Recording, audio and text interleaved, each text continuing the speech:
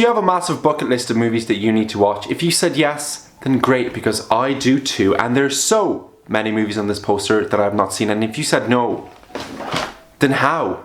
Hello, my name is Pavel and welcome back to the series that I have been postponing for a little while because, well, I've just been preoccupied with other videos and I always kind of said I'd focus on like bigger videos and stuff like that and kind of do this as a side project, and you know what, I took that very literally because I've not done this in about, I think it's been like 5 or 6 weeks, but basically I've had a little think and I think I'm gonna rename this. I'm gonna rename it to Uncultured Watching Bucket List Movies. The reason is, well, you know, it's self-explanatory. Let's look at this massive bucket list, right? Do you see everything that I haven't seen? This is embarrassing. There's so many.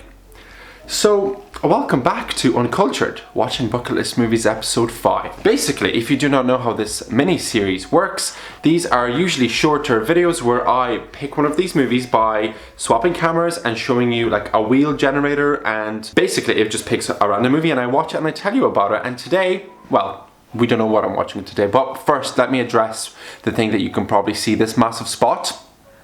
It's sore. I did not get punched in the eye. It's just very sore and I was a bit self-conscious about it, so let's just not bring it up, okay? So let me quickly swap cameras and let me show you what movie we're gonna watch today. I don't know what sort of mood I'm in. I do not know what sort of mood I'm in. I think maybe a good horror, maybe a good coming of age. I feel like I just go back to the same type of movies every single time, so who knows? But anyway, be right back. Okay. Let's see what we are going to be watching. Right, it is going to be, is it Breakfast at Tiffany's? I think it is. Ooh, yes, Breakfast at Tiffany's. Okay, so, hello. As you saw in the previous clip, we're going to be watching Breakfast at Tiffany's, and I'm so excited. I've wanted to watch this movie for so long, and I'm so glad this is the one we're watching today. I feel like it's just going to suit like the vibe of today, just going to suit the mood of today, and yes, this spot, it looks even worse when you're this close up to me, so I'm going to get away. And I'm gonna go watch the movie, okay? Be right back.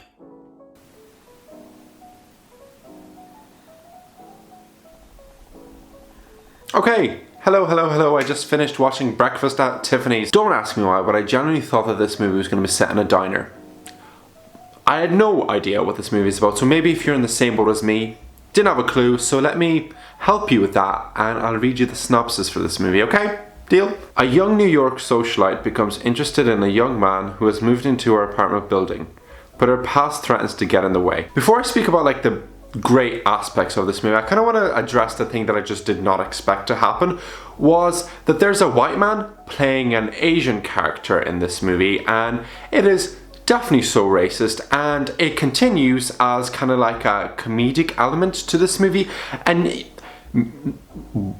yes, it's the 60s, but I feel like I don't even know what to say. Like, this is something I did not know that was in this movie, and it was really just not funny watching it. Every single time the character came on the screen, I was like, where the fuck is this going? Because when I saw the character, I was like, oh, is he just kind of like the comedic relief for this film?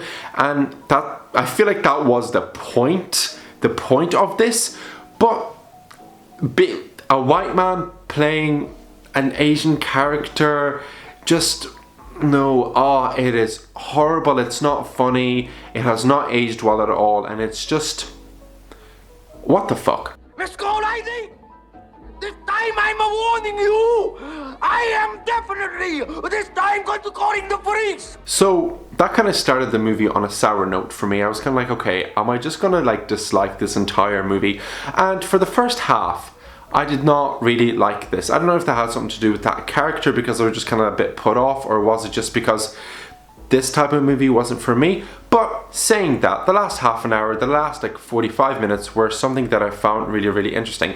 It also made me realize that I've never watched a movie with Audrey Hepburn in it because I'm just uncultured, as this series states. And I also didn't realize, I think it's her singing, I didn't realize there was like a little musical piece in this, and it was like a pleasant surprise. And it's really cool when you see somebody playing a guitar in a movie and they actually know what they're doing. Like, she was playing bar chords and I was like, oh, okay, I don't think she's faking it. And if she is, it's very believable, basically. I feel like this movie was a good one for me to get out of my like movie watching slump, because that's just something that I've been in the last few days. I don't really know what's happening. So having this little series kind of motivates me to actually watch movies, and this was a good one because you did not really have to think hard about it, and you just got to kind of relax and watch this movie that's a huge cultural like item. Like, this movie clearly impacted society in so many ways, and I can see why it was such a huge deal in the 60s and why it still holds its kind of like iconic status in society today. Like, I feel like in cafes and like hotels and restaurants I've been in, I've just seen posters from this movie, quotes from this movie, like posters of her, kind of like paintings of her. And you know what, I understand why. I do understand why. And there's some like sayings in this, like super rat. I liked it, you know. I definitely like that. And it also clearly like really glamorizes like living in New York and living your best life, and like just being obsessed with materialism and just diving into the world of spending money and just living life lavishly. And it's just, you know, like that sort of movie, like a glamorous type of film. Definitely not what I expected. As I said, I thought this was set in a diner, so I was definitely very, very, very, very, very wrong. But as I said previously, this movie becomes extremely interesting when you find out more about her as the character. I should probably tell you the names of the characters, just, you know. So Audrey is Holly and George is Paul. So whenever you find out more about Holly and Paul, it kind of gets a little bit more interesting. And, you know, the character of Yunioshi, I think I pronounced that right, but definitely wrong. It was just so unnecessary. It wasn't, it's just so fucked up. It's so strange. And every time he came on screen, I was just cringing. I was like, can I skip this? Why? What is the point? He's literally just like the upstairs neighbor that just kind of gives out about the noise. And it's kind of like, you do not, I don't know, I feel like you did not need comedic relief in this movie. Just, why do you need comedy in everything? Just let this movie play out the two characters that are kind of like in a weird, conflicting, strange relationship, and they don't really know what's happening, if they're like falling in love with each other, or if they're like not.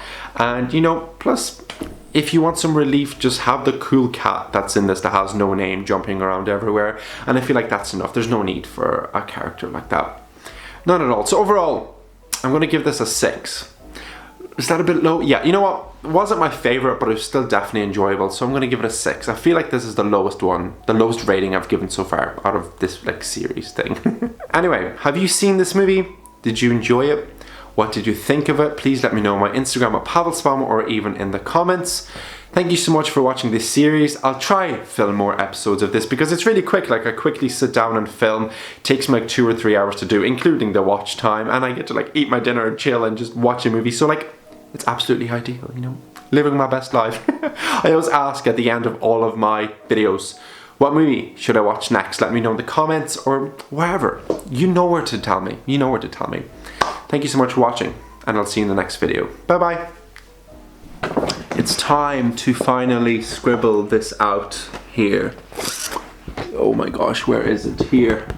Here. Let me swap cameras. Oh, I'm about to fall over. Okay, it is time to scribble this out. Oh, I wonder who it is on the cover. It is quite iconic, you know. It's quite an iconic movie and quite an iconic photo, so it makes sense. Is that it done? Is it done? Nice! This is the poster. Oh, there are my socks. So slowly, super slowly getting there.